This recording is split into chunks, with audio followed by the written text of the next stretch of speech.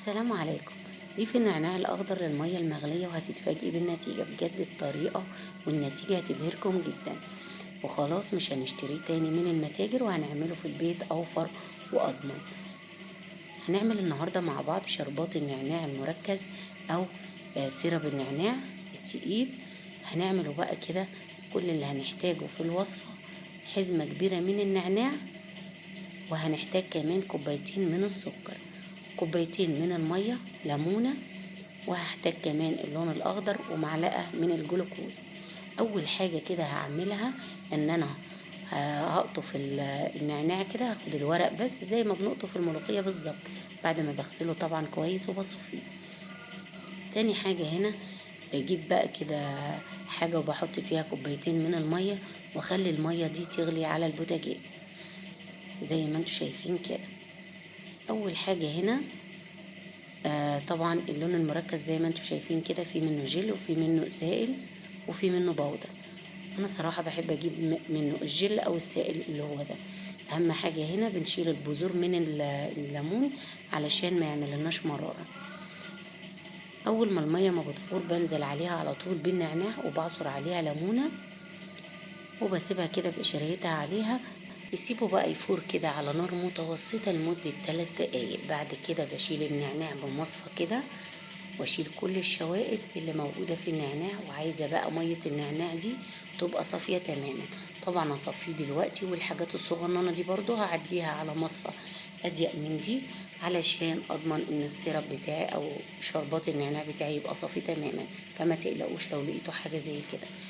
بعد كده بقى بضيف السكر وبسيبه كده يفور او يغلي كده لمدة 5 دقايق بالظبط على نار متوسطة.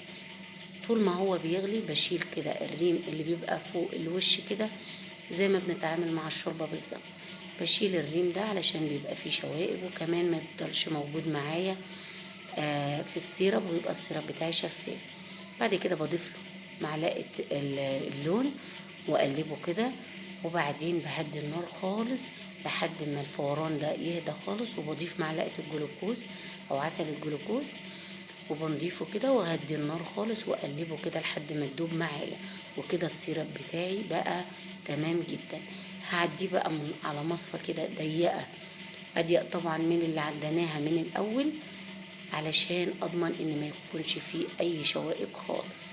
وزي ما انتوا شايفينه بقى شفاف ولامع وزي بتاع المتاجر بالظبط. يعني اي حاجة هتغلى هنعملها في البيت وهنوفر، وهتطلع بنفس النتيجة وبجودة ممتازة. لايك ومتابعة لو أول مرة تدخلوا على القناة. وبكده الفيديو بتاعنا خلاص خلص. بتمنى يكون نال إعجابكم، وبتمنى كمان ما كنش طولت عليكم وتكونوا استفدتوا من شرحي للفيديو. وبتمنى يطلع معاكم بنفس النتيجة الهايلة اللي طلعت معايا. انا هنا ضفته على عصير الليمون، تقدروا طبعا تضيفوه في الشفشق على طول مع عصير الليمون، وتقدروا تضيفوه مع الشاي يبقى معاكم شاي بنعناع جاهز على طول. وتقدروا تضيفوه كمان على صودا الليمون، بتبقى حلوة جدا. المية الفوارة بتبقى جميلة جدا، جاهز معاكم في اي وقت. دمتم سالمين، والسلام عليكم ورحمة الله وبركاته.